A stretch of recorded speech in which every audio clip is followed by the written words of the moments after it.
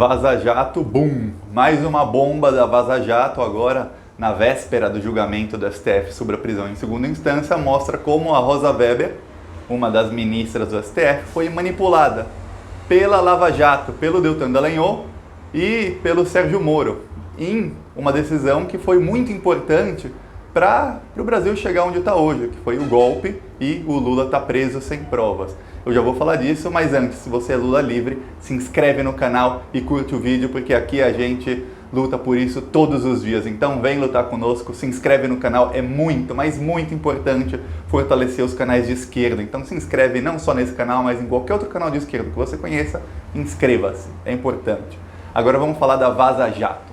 A Vaza Jato mostra que em 2016, pouco antes daquela condução coercitiva do Lula, o Sérgio Moro, isso já é fato sabido, a Vaza Jato mostrou antes, estava grampeando o Lula. Não só o Lula, mas os advogados do Lula. O Lula foi grampeado, eles escutaram todas as conversas do Lula, de pessoas em volta do Lula e dos advogados do Lula por meses. E é aí que, quando alguém diz, Thiago, você acredita tanto na inocência do Lula? Por quê? Pô, o Lula foi grampeado por meses e não acharam nada contra ele. E não é que ele foi grampeado, ele sabia. Não, ele não sabia que estava sendo grampeado. Uma das coisas que acharam nos grampos foi advogados do Lula que estavam falando em contactar a Rosa Weber porque tinha uma decisão muito importante que caiu nas mãos dela. Era a decisão de que se a investigação da Lava Jato em Curitiba ia ser paralisada ou se ia continuar. Por quê? Porque a Vaza Jato, a primeira Vaza Jato de junho, mostrou que a Lava Jato de Curitiba teria posse para investigar os processos que tinham a ver com crimes da Petrobras, crimes na Petrobras, em que a Petrobras foi prejudicada. Ok, e eles mentiram, eles prevaricaram, foi crime que eles fizeram, o Sérgio Moro e o Deltan Dallagnol em conluio, juntos, cometeram o crime de prevaricação, omitindo dados da investigação que provavam que não tinha nada a ver o Triplex ou o sítio de Atibaia com a Petrobras. Então, esses processos deveriam ter ido para São Paulo. Só que se os processos do Lula fossem investigados em São Paulo e julgados em São Paulo, não tinha Sérgio Moro. Sérgio Moro não seria ministro hoje. Deltan Dallagnol não ia dar palestra, não ia ter encontro secreto com banqueiros, não ia ser famoso, não ia ter o MUD, que é o grupo lá político que ele criou, não ia ter doações de 1 milhão, não ia ter nada disso. Todas as maracutaias que eles fizeram não aconteceriam porque o Lula teria sido investigado em São Paulo. Então, para eles era bom puxar o processo do Lula para Curitiba. Só que a defesa do Lula entrou no STF para falar, hey, para a investigação porque a gente está sendo investigado em São Paulo e em Curitiba. Paralisa as investigações até que o STF decida quem vai investigar, se é um ou se é outro. Só que aí, isso caiu nas mãos da Rosa Weber. Ela tinha que decidir se paralisa uma, as duas ou se deixa rolar. E o Lula, os advogados do Lula falaram, vamos contactar a Rosa Weber para explicar para ela o nosso lado. E isso não tem nada errado nisso. Nos chats mesmo o Deltan Dallagnol disse que não tem nada errado o Lula fazer isso. E ó, para o Deltan Dallagnol falar que não tem nada errado em alguma coisa do Lula, porque realmente, que para o Deltan Dallagnol uma vírgula errada do Lula já é motivo de prisão. Pois bem, o Deltan Dallagnol disse, não tem nada errado nisso, mas vamos também falar com a Rosa Weber. Só que não vamos falar para ela que nós estamos grampeando os advogados do Lula. Até porque, imagina, você tem um problema na justiça, você põe alguém na justiça, alguém te põe na justiça.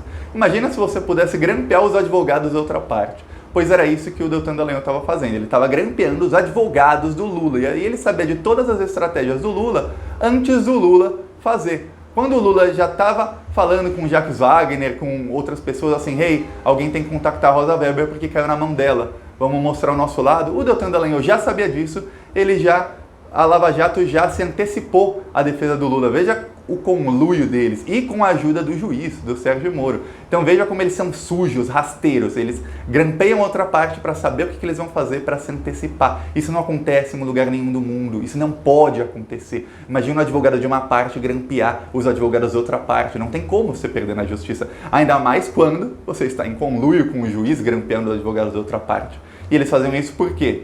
Por que ele precisava se antecipar? Porque eles tinham conluio com o Sérgio Moro, mas não tinham com a Rosa Weber e com o STF. E aí, o Deltan Dallagnol e os procuradores começaram a discutir como é que eles iam chegar na Rosa Weber. E os procuradores tinham medo que alguma coisa vazasse, que eles estavam grampeando o Lula, muitos áudios desses tinham a ver com gente do STF, tinham a ver com a presidenta da República, e eles não poderiam fazer isso, porque eles eram procuradorzinhos procuradorzinhos de primeira instância. Eles não podem grampear gente que tinha foro privilegiado. Por exemplo, quando a Dilma conversou com o Lula, o Sérgio Moro jamais poderia ter feito nada com esses áudios, porque isso tinha que ir para o STF, porque ela tinha foro privilegiado, ela era a presidenta. Pois bem, eles ignoraram completamente a lei e eles foram até a Rosa Weber por meio do subprocurador-geral da República, que é o Pelelo. Ele era o braço direito do Janot. Para quem não sabe, Pelelo, a esposa dele foi aquela mulher que convidou o Deltan Dallagnol para um encontro secreto com agentes do mercado financeiro, com banqueiros. Tinha gente do Itaú, do Santander, do Bradesco, da JP Morgan, de bancos estrangeiros, do Citibank, de tudo quanto é banco. Então, foi um encontro secreto, lembram disso? A Vaza Jato mostrou isso muito tempo atrás. Quem organizou isso foi a esposa desse Pelelo. E aí, naquele encontro secreto, ela até falava, olha, o Luiz Fux veio aqui na semana passada e não saiu nenhuma nota na imprensa, ou seja, é secreto mesmo. Encontro dele com banqueiros. Esse encontro foi tempos depois, foi no ano da eleição. E agora você imagina, esses bancos todos recomendaram aos clientes, principalmente aos clientes VIP, por exemplo, o Santander Select, Itaú Personalité, que seria péssimo para o Brasil se a Dilma ganhasse a eleição do Aécio. Eles também recomendaram que seria ótimo para o Brasil o golpe, o impeachment da Dilma seria ótimo para a economia do Brasil. E eles também recomendaram que seria péssimo para o Brasil se o PT ganhasse a eleição. Então eles tinham um claro interesse em se encontrar com ministros do STF e com o Deltan Dallagnol em segredo. Por quê? Para quem não sabe, só a reforma da Previdência, os bancos estão planejando lucrar R$1 trilhão. 1 trilhão, eu não estou falando de milhão não, estou falando nem de bilhão, é trilhão. Quando? Só em 2020. Só no ano que vem eles vão lucrar R$1 trilhão com a reforma da Previdência, com previdência privada, com pessoas que vão sair da Previdência do INSS e vão migrar para a Previdência privada. Imagina todo mundo dando uma boa porcentagem do salário deles para os bancos. E aí eles vão lucrar e muito com isso. Então, eles tinham um claro interesse em ter encontros secretos com ele. Então, o Deltan Dallagnol falou com esse Pelela, que é o marido da mulher que tempos depois organizou esse encontro, e ele foi falar com um dos assessores da Rosa Weber. Ele disse que teve uma excelente conversa com ele, mas que o cara era fechadão, palavras dele. Fechadão ou não, no mesmo dia ou no dia seguinte, a Rosa Weber deu um parecer dizendo que as investigações continuariam. E aí, a Lava Jato inteira, todos os procuradores começaram a comemorar. A Rosa Weber mandou o Lula pastar. Então, a Rosa Weber, se ela tivesse, por exemplo, a informação, porque isso eles omitiram dela, eles conversaram muito sobre isso, vamos omitir isso dela, não vamos falar que a gente está grampeando o Lula e os advogados do Lula. E muito menos vamos falar para ela que nós conseguimos a informação, nós só estamos indo falar com ela porque os advogados do Lula planejam também ir falar com ela. Então vamos omitir isso dela, porque se eles falassem, ó, Rosa Weber, a gente está aqui para falar contigo porque a gente está grampeando o Lula e o Lula está planejando mostrar a versão dele para a história para você. Então vamos mostrar aqui primeiro. Ia pegar mal, não ia? Porque a Rosa Weber, ela lá do STF, ela vê que vocês procuradores estão em conluio com o juiz, grampeando os advogados de defesa do Lula. Isso é perseguição. Ela jamais deixaria essa investigação continuar. Ela ia dizer, não, ó, continua em São Paulo a investigação e não em Curitiba.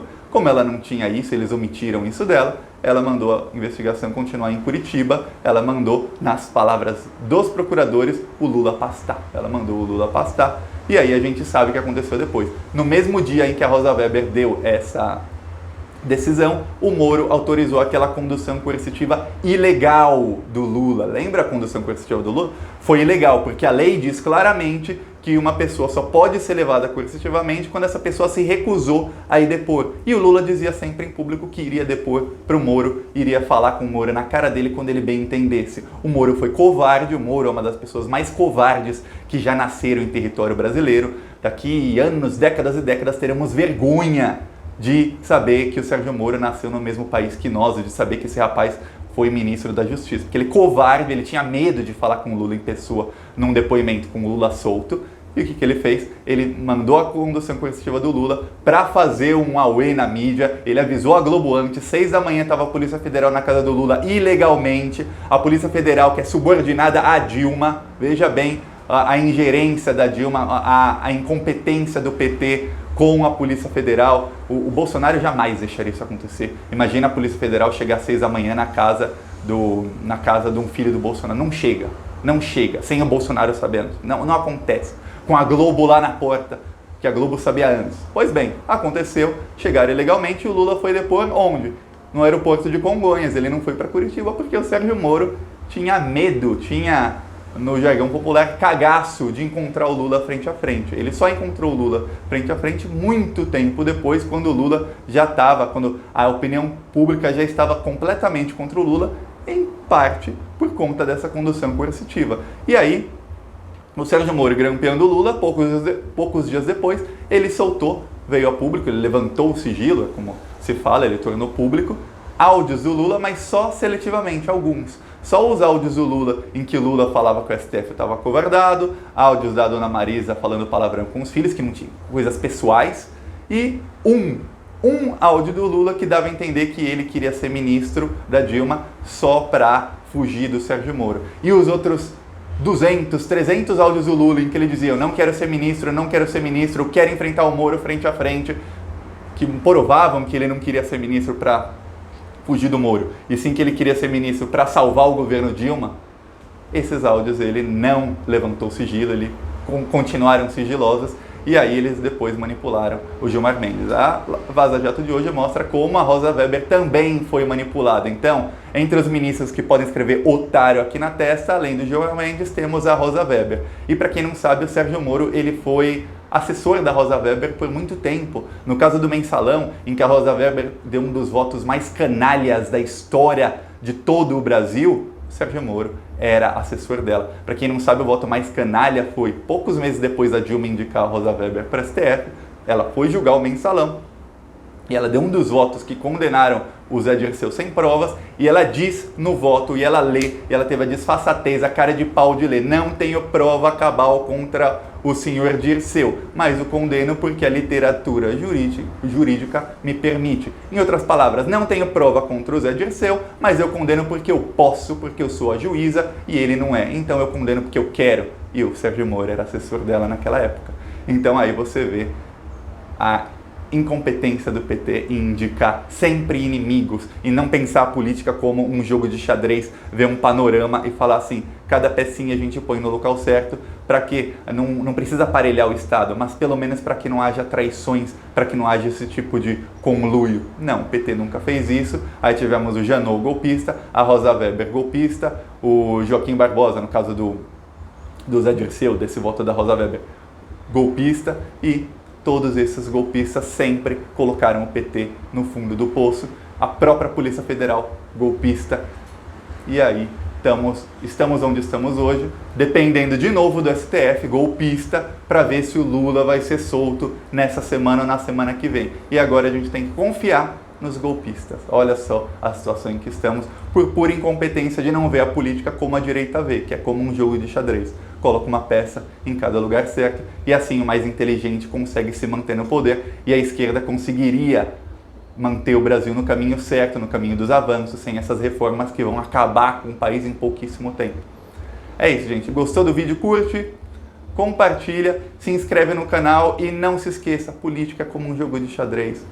Tem que ter planejamento, não adianta ficar colocando: eu acho que a Rosa Weber é uma boa juíza, vou colocar ela no STF. Não passou nem 6 meses, ela condenou o Dirceu sem provas. O Fachin é um bom jurista, vou colocar ele no STF. Não passou nem 40 dias que ele foi indicado, o Deltan Dallagnol falou: tive uma conversa com o Fachin, o Fachin é nosso. Vou colocar o Luiz Fux no STF. Olha o Luiz Fux, quem ele é. Um dos maiores golpistas existentes. Então, ou começa a pensar direito, ou a esquerda vai voltar para o poder e vai cair bem rápido, porque a direita cada vez mais se organiza, a direita se acostumou a dar golpe, se acostumou a tratar a esquerda como gato com gato sapato, e é isso. Ou começa a pensar antes de fazer, ou vai sempre chegar ao poder e cair, chegar ao poder e cair. E isso não é bom para o Brasil. O bom é chegar ao poder e se manter, e a gente voltar para o caminho certo. É isso, gente. Falou.